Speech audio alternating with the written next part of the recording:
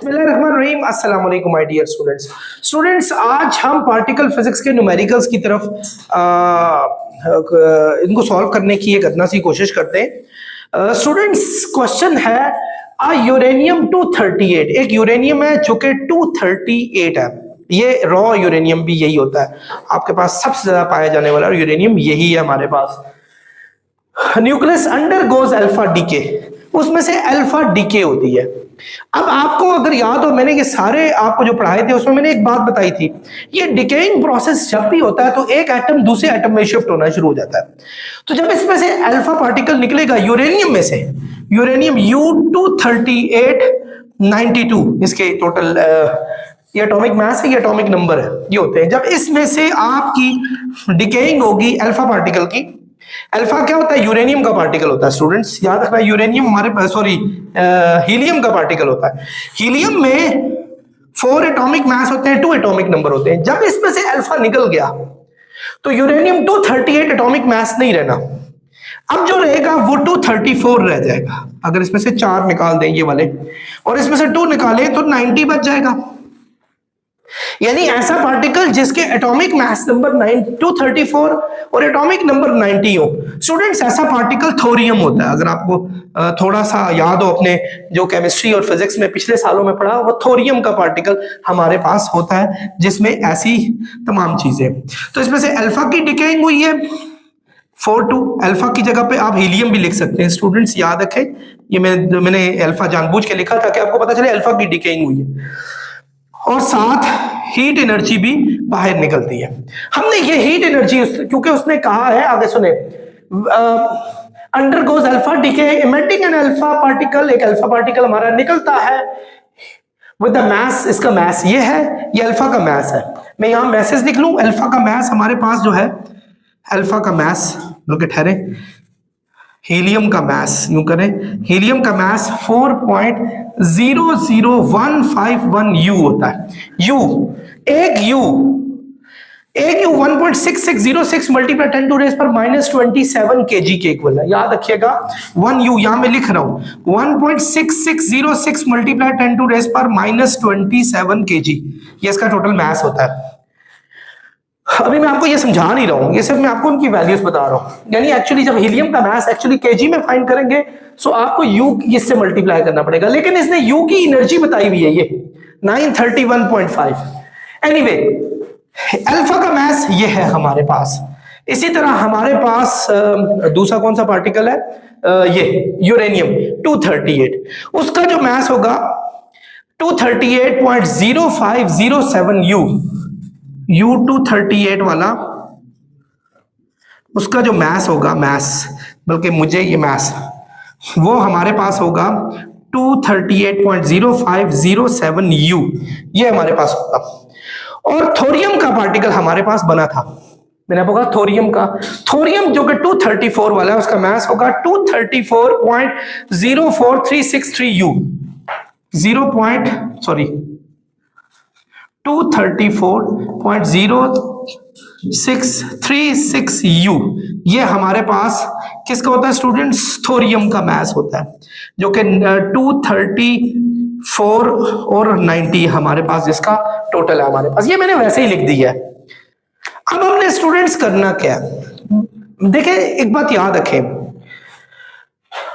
इस साइड का टोटल हमारे पास जो है ना, और इस साइड का टोटल हमारे पास मैसेज में इक्वल होगा, यानी दोनों साइड के मास इक्वल होंगे law of conservation of mass के रूल से। अच्छा, अब होगा क्या?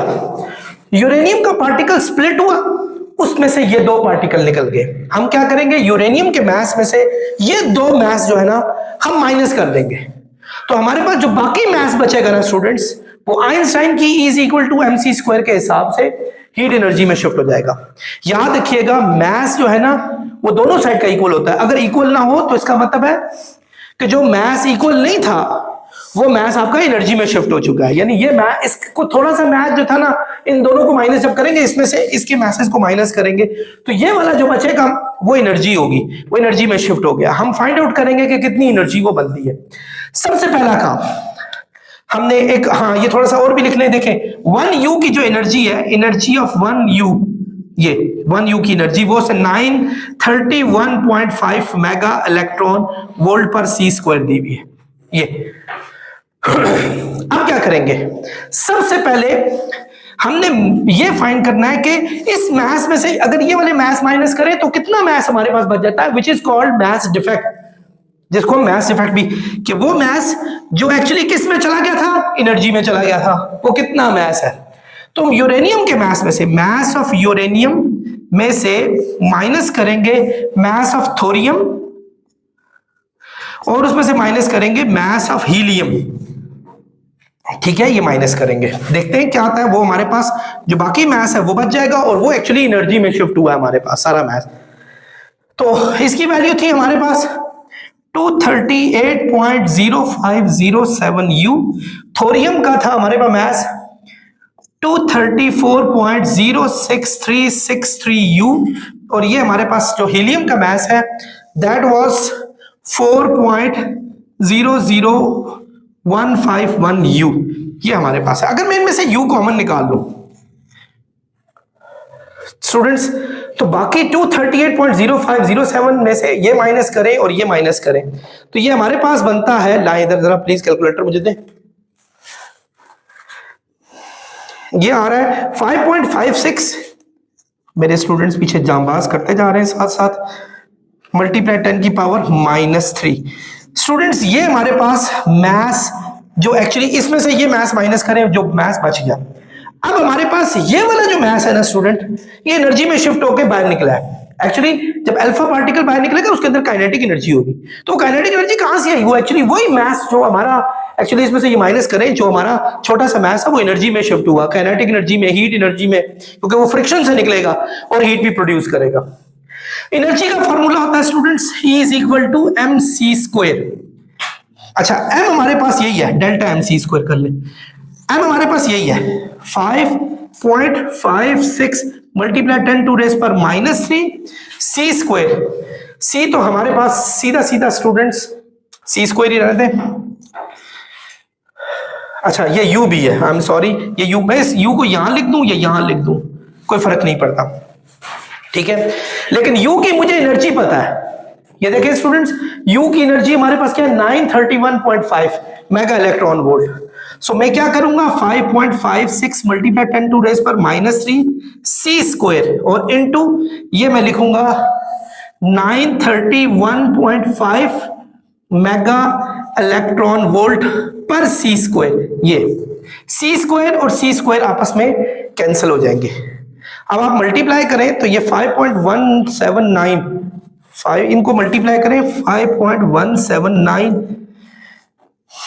मेगा इलेक्ट्रॉन वोल्ट में आएगा। ये मेगा इलेक्ट्रॉन वोल्ट में हमारे पास आ गया। ये एनर्जी हमारे एनर्जी को इस तरीके से भी फाइंड आउट कर सकते हैं, वरना आप एक काम और भी कर सकते थे कि इस मेगा इलेक्ट्रॉन वोल्ट को आप केजी में शिफ्ट करें। एक इलेक्ट्रॉन वोल्ट में 1.6 मल्टीप्लाई, एक इलेक्ट्रॉन वोल्ट में 1.6 मल्टीप्लाई 10 टू रेस पर -19 जाउल एनर्जी होती है, याद रखना, ठीक है। मेगा का मतलब होता है मल्टीप्लाई 10 टू रेस पर 6। तो ये स्टूडेंट्स हमारा था, तो वो एनर्जी जो हमें मिलेगी वो हमारे पास ये होगी और यही उसने calculate the energy released, energy हमारे पास यही होगी। आई होप आप समझ गए होंगे। Dear students, question number 2, very simple question. A carbon 14 nucleus undergoes beta minus. एक कार्बन 14 में से बीटा माइनस निकल गया। आपको अगर मेरा लेक्चर याद हो, लेप्टॉन्स पे मैंने दिया था, तो उसमें मैंने एक बात बताई थी कि आमतौर पे जो बीटा नेगेटिव है वो आपके न्यूक्लियस में रिजाइड कर ही नहीं सकता, वो वहां से बड़ी तेजी से निकल जाता है। तो ये निकल गया, डिकेइंग प्रोसेस हुआ। तो कार्बन 14 6 वाला जब उसमें से बीटा डिकेइंग होती है, यानी अब बीटा पता है किसमें होता है, ये होता है बीटा, बीटा 0-1, जिसको इलेक्ट्रॉन भी कहते होते हैं, 0-1। जब इसमें से 0 निकालेंगे तो जो पार्टिकल आएगा वो 14 ही होगा। 6 में से -1 करेंगे तो ये प्लस हो जाएगा, 6 -1, तो माइनस माइनस प्लस हुआ तो ये 7 आ गया। 14-7 वाला कौन सा पार्टिकल है हमारे पास? 14-7 वाला हमारे पास नाइट्रोजन है। आप लोगों ने पढ़ा होगा, ये थोड़ी बहुत ही मालूमात वैसे ही होनी चाहिए। और साथ ही बीटा डिकेइंग हुई, यानी ये बीटा डिके हुई और साथ ही एनर्जी बाहर आई। अगेन वही काम करेंगे हम, पहले हम इसके मास में से दोनों के मास माइनस करेंगे, जो मास बच जाएगा ना वही मास एक्चुअली बीटा की में एनर्जी पैदा करके उसको बाहर निकाल रहा है। तो हम क्या करेंगे, मास ऑफ कार्बन में से माइनस करेंगे मास ऑफ नाइट्रोजन और उसमें से माइनस करेंगे मास ऑफ इलेक्ट्रॉन, तो हमारे पास डेल्टा एम आ जाएगा। लेकिन इससे पहले आपको इनके मैसेज पता होने चाहिए। नाइट्रोजन का मास होता है 14.0067 यू, नाइट्रोजन का मास होता है 14.0067 यू, यस आई थिंक यही होता है 067 यू। इसी तरह अब नेक्स्ट हमारे पास और कौन सा है, नाइट्रोजन का दिया हुआ है, इलेक्ट्रॉन का भी हमारे पास, और कार्बन का, कार्बन एक मेन पार्टिकल है उसका पता होना चाहिए। कार्बन का होता है 14.008918 यू।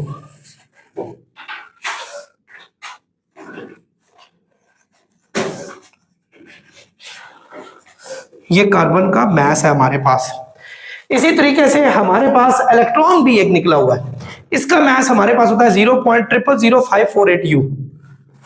इलेक्ट्रॉन का मास होता है 0.000548 यू।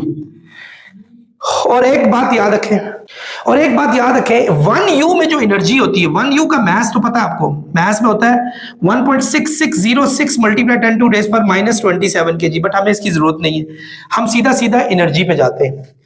1 यू में जो एनर्जी होती है वो 931 मेगा इलेक्ट्रॉन वोल्ट होती है, ये याद रखिएगा।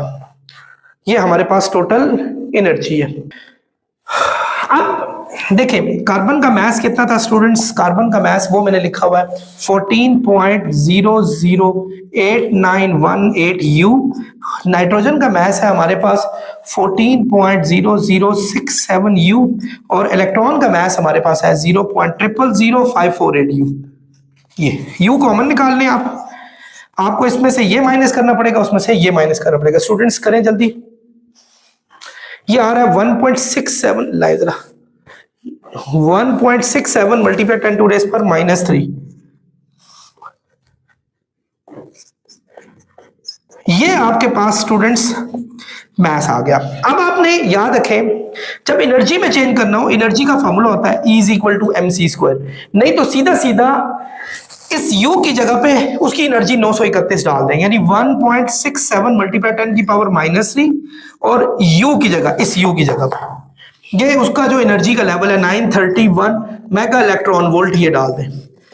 जब हम इसको मल्टीप्लाई करेंगे, स्टूडेंट्स करें मल्टीप्लाई, वो आ रहा है 1.55, ये आ गया 1.55477, 1.55477, ये मेगा इलेक्ट्रॉन वोल्ट एनर्जी की यूनिट है। सो आई होप आंसर ठीक होने चाहिए।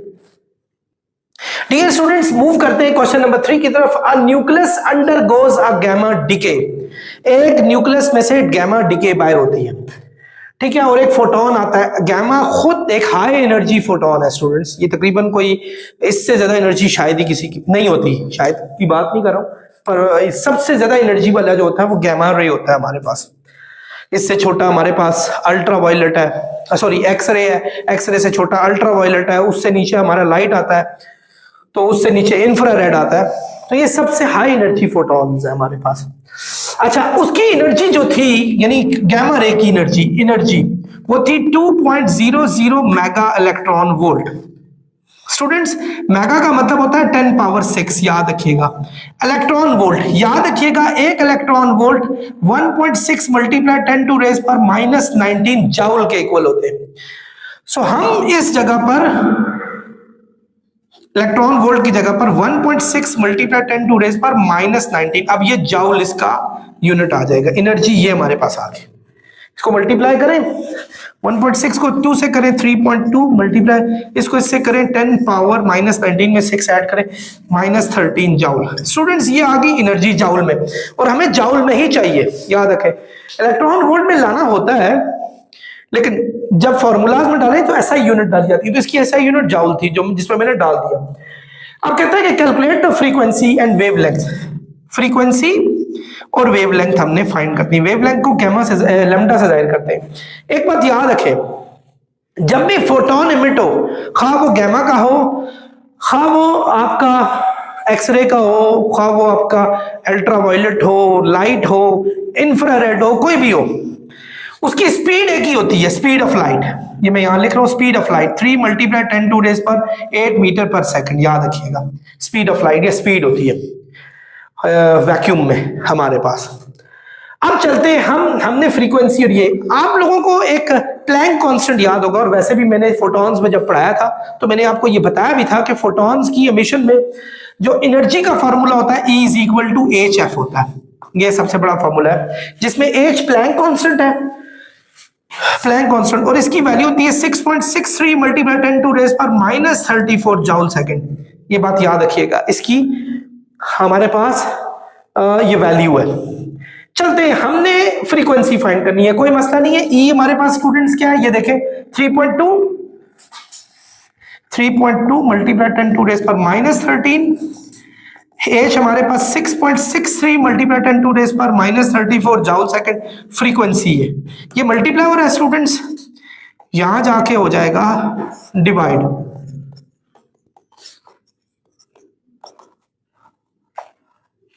सॉरी, फ्रीक्वेंसी की वैल्यू यहां आ जाएगी हमारे पास, इसको डिवाइड करेंगे स्टूडेंट्स। ये आ रहा है हमारे पास 4.8 × 10⁻20 हर्ट्ज, फ्रीक्वेंसी की यूनिट हर्ट्ज में होती है हमारे पास। तो ये आ गया हमारे पास फ्रीक्वेंसी। अब हमने फाइंड करना है, that is lambda, wavelength find करनी है स्टूडेंट्स। वेवलेंथ का आपने एक पढ़ा था, velocity is equal to frequency lambda होता है, v = f लैम्डा। v या c है, मैंने पहले बताया था, स्पीड ऑफ लाइट है, जब गैमा निकलेगा स्पीड ऑफ लाइट से निकलेगा f लैम्डा। लैम्डा की वैल्यू हो जाएगी c/f। c क्या है स्टूडेंट्स हमारे पास, ये देखें c स्पीड ऑफ लाइट 3 × 10⁸, और f अभी हमने फाइंड किया 4.8 × 10⁻20। चलो मेरे जांबाज स्टूडेंट्स फाइंड करें, देखें क्या आ रहा है। तो डियर स्टूडेंट्स ये आ रहा है 6.25 × 10⁻13 मीटर, लैम्डा की यूनिट मीटर होती है। सो आप इसको स्क्रीनशॉट ले सकते हैं। डियर स्टूडेंट्स क्वेश्चन नंबर 4 है, if the negative solution of direct equation is for electron. अगर नेगेटिव सोल्यूशन डायरेक्ट इक्वेशन का इलेक्ट्रॉन के साथ है, then prove that the positive solution for same equation is not for a proton of the same momentum। यानी उसने कहा है आपने ये बात साबित करनी है, इसको कोई इसका हमने थ्योरेटिकल प्रूफ देना है सारा, कोई हमारे पास कोई न्यूमेरिकल प्रूफ नहीं है अभी फिलहाल, इस पे सॉल्व करने का है, हो सकता है लेकिन वो आप यहां नहीं कर सकते।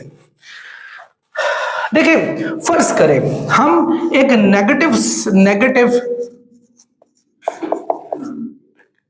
नेगेटिव सोल्यूशन ऑफ इलेक्ट्रॉन ढूंढते हैं, ठीक है, वो हमारे पास इलेक्ट्रॉन के इक्वल ही आएगा,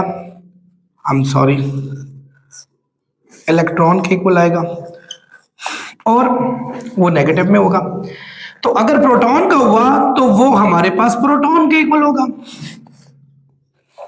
यानी अगर नेगेटिव सोल्यूशन हमारा नेगेटिव इलेक्ट्रॉन के लिए हुआ तो पॉजिटिव सोल्यूशन हमारा प्रोटॉन के लिए होना चाहिए। जो हमने इसके मुताबिक हम फर्ज करते हैं ये इक्वल है, फर्ज करते हैं कि प्रोटॉन का जो नेगेटिव सोल्यूशन है वो इलेक्ट्रॉन के इक्वल है, इलेक्ट्रॉन के इक्वल है। ये देखें फर्ज करें ये भी, अगर हमने यही साबित करना है कि इक्वल नहीं होना चाहिए, लेकिन फर्ज करें कि ये दोनों हमारे पास जो है ना सोल्यूशन हमारे पास इक्वल आ जाते हैं। जी सर स्टूडेंट्स, ये सॉरी एनर्जी सोल्यूशन थे, ये एनर्जी सोल्यूशन है। देखिए स्टूडेंट्स कभी भी प्रोटॉन का एनर्जी सोल्यूशन इलेक्ट्रॉन के एनर्जी सोल्यूशन के इक्वल नहीं हो सकता, क्योंकि प्रोटॉन का जो रेस्ट मास है ना, प्रोटॉन का जो रेस्ट मास है वो हमारे पास 1.673 × 10⁻27 kg है, जबकि इलेक्ट्रॉन का रेस्ट मास 9.11 × 10⁻31 kg है। सो अगर इन दोनों का मुआवजा किया जाए, प्रोटॉन इलेक्ट्रॉन से 1836 टाइम्स ग्रेटर है, यानी मास ऑफ प्रोटॉन इक्वल होगा 1836 times of mass of electron. दोनों के एनर्जी सॉल्यूशंस आपस में इक्वल नहीं हो सकते, बिकॉज इन मैसेज में ही बहुत गहरा फर्क है।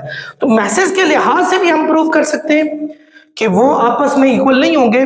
उसके अलावा चार्ज को भी अगर कंसिडर किया जाए, एक में जो चार्ज है वो हमारे पास पॉजिटिव है, दूसरे पे चार्ज हमारे पास नेगेटिव है, so we can not take direct equation for the proton as we have taken for the electron, हम ये नहीं ले सकते। बहरहाल ये एक बड़ा लंबा पढ़ाने वाला टॉपिक है, लेकिन फिलहाल अभी थोड़ा सा इतना। डियर स्टूडेंट्स, मूव करते हैं क्वेश्चन नंबर 5 की तरफ। क्वेश्चन है, show that the following particle reactions satisfy the law of conservation of charge, electron numbers and baryon numbers. हमें बताने हैं कि क्या ये पार्टिकल्स सेटिस्फाई करते हैं law of conservation of charge को, इलेक्ट्रॉन नंबर्स को और बारियन नंबर्स को। करना यूं है स्टूडेंट्स, आपके दोनों साइड पे चार्जेस बराबर होने चाहिए, का सम बराबर होना चाहिए, दोनों साइड पे इलेक्ट्रॉन नंबर्स का सम बराबर होना चाहिए और इसी तरह बारियन नंबर्स का सम भी बराबर होना चाहिए। सबसे पहले चलते हैं चार्ज नंबर पर, चार्ज नंबर्स। डियर स्टूडेंट्स, अगर हम इस फर्स्ट पार्ट को देखें, ये देखें, ये पायोन है। पायोन का जो चार्ज होता है वो हमारे पास -1 होता है, क्योंकि ऊपर नेगेटिव पायोन दिया हुआ है। जबकि प्रोटॉन का जो चार्ज होता है, ये प्रोटॉन है, +1 होता है। कायोन का भी +1 होता है, क्योंकि पॉजिटिव कायोन दिया हुआ है और नेगेटिव कायोन यहां दिया हुआ है, तो -1 है। और न्यूट्रॉन का कोई भी हमारे पास चार्ज नहीं होता। तो जब हम इनको माइनस करेंगे, सॉरी ऐड करेंगे, तो आपके पास 0 आ जाएगा। तो इसका मतलब है ये दोनों साइड पे चार्जेस का सम हमारे पास इक्वल है, 0-0 कंजर्व कर रहा है। आगे चलते हैं next, that is lepton numbers. Lepton numbers ये दोनों साइड पे भी हमने चेक करने। सबसे पहले यहां देखें, व्हाट इज दिस पायोन। लेप्टॉन हमारे पास 3 ही होते हैं स्टूडेंट्स, जिन पे लेप्टॉन नंबर्स होते हैं, जिनमें एक नंबर 1 इलेक्ट्रॉन है, नंबर 2 हमारे पास म्यूऑन है और नंबर 3 ताउस है हमारे पास। तो चूंकि ये पायोन है, पायोन का लेप्टॉन नंबर हमारे पास 0 हो जाएगा। प्रोटॉन वैसे भी हमारे पास बारियन है, उस पर तो इलेक्ट्रॉन्स नहीं है। जो बारियन्स है, बारियन नंबर होने की वजह, बारियन एक्चुअली मैंने आपको बताया था कि क्वार्क जो है वो 2 चीजें बनाती होती हैं आपके पास, तो उनमें एक मैंने आपको जो हेड्रॉन का बताया था। हेड्रॉन में एक जो थी वो टाइप हमारे पास बारियन थी, और उसमें प्रोटॉन्स भी थे, न्यूट्रॉन्स भी थे हमारे पास। इनका इलेक्ट्रॉन नंबर हमारे पास 0 होता है। सो इसका इलेक्ट्रॉन नंबर 0। कायोन वैसे ही मीजोन है, याद रखें ये मीजोन है। मीजोन में कोई भी आपका इलेक्ट्रॉन नंबर नहीं होता, 0 होता है। ये भी 0 है। न्यूट्रॉन भी हमारे पास बारियन है, ये भी 0 आ गया। तो दोनों साइड के सम हमारे पास 0 हो जाएंगे। तो इसका मतलब है यहां भी कंजर्वेशन पाई जा रही है, दोनों साइड बराबर हो गई। नेक्स्ट चलते हैं बारियन नंबर्स पर। बारियन नंबर्स,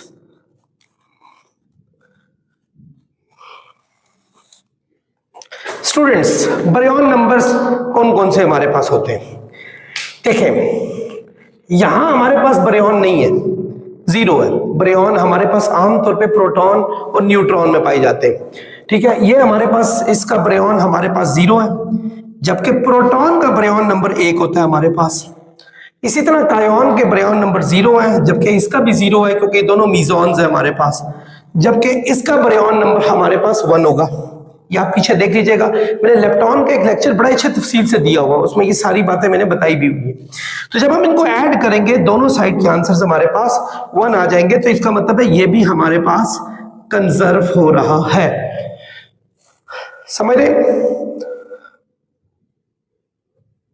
जी स्टूडेंट्स। अब चलते हैं पार्ट 2 में। व्हाट इज दिस पायोन, ये पायोन दिया और वो भी पॉजिटिव। जब हम चार्ज नंबर की बात करेंगे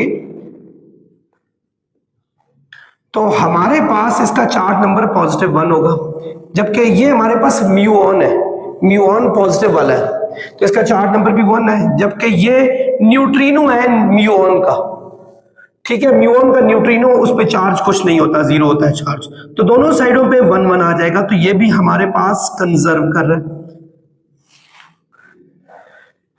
स्टूडेंट्स चार्ज नंबर के बाद चलते लेप्टॉन नंबर्स पर। लेप्टॉन नंबर्स,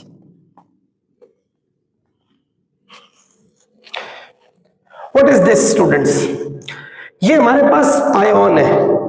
पायोन वैसे भी, पायोन का इलेक्ट्रॉन नंबर 0 होता है, लेकिन जब हम मूव करेंगे इस साइड पर, ये म्यूऑन दिया हुआ है, म्यूऑन का इलेक्ट्रॉन नंबर 1 होता है हमारे पास। तो मैंने इलेक्ट्रॉन नंबर 1 लिख लिया, +1, क्योंकि प्लस वाला है म्यूऑन हमारे पास। जबकि हम म्यूऑन न्यूट्रिनो का जब इलेक्ट्रॉन नंबर लेंगे वो भी हमारे पास +1 आएगा। तो अगर हम इन दोनों साइड पे ऐड करेंगे 2, ये कंजर्व नहीं कर रही हमारी चीज, नॉट कंजर्व्ड।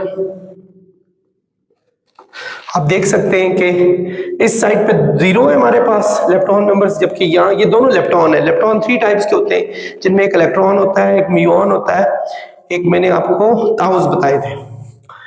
चलते हैं थर्ड पे, दैट इज बरियॉन। बरियॉन नंबर्स ढूंढते। पाई में कितने बरियॉन होते हैं? 0, जबकि वो दोनों इलेक्ट्रॉन है, तो बरियॉन तो है नहीं, वो 0 0, तो ये दोनों साइड है 0, यानी ये भी हमारे पास कंजर्व हो गया। स्टूडेंट्स आप देख सकते हैं कि ये यूं हमारे पास ये क्वेश्चन सॉल्व होगा। आई होप आप लोगों ने लेक्चर को अच्छे तरीके से एंजॉय किया होगा। चैनल को सब्सक्राइब करें और लोगों तक लाजमी शेयर करें। नेक्स्ट लेक्चर तक खुदा हाफिज।